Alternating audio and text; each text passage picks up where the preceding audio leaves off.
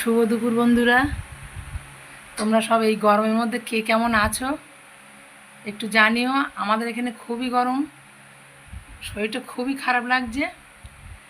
তা একটু দুপুরবেলা খেতে বসেছি, গুছিয়ে নিয়েছি কি দিয়ে খাবো তোমাদের সঙ্গে একটু শেয়ার করি। চলো দেখো দেখো, এই যে রেড বেল পেপারে বড়া করেছিলাম, বড়া নিয়েছি, আর ঢ্যাঁড়স আলু তরকারি করেছিলাম নিরামিষ, 5 ফোড়ন দিয়ে করেছিলাম। আর নিয়েছি দেখো বাটা মাছের ঝোল, পাতলা করে কালো জিরে কাঁচা লঙ্কা দিয়ে বাটা মাছের ঝোল করেছিলাম।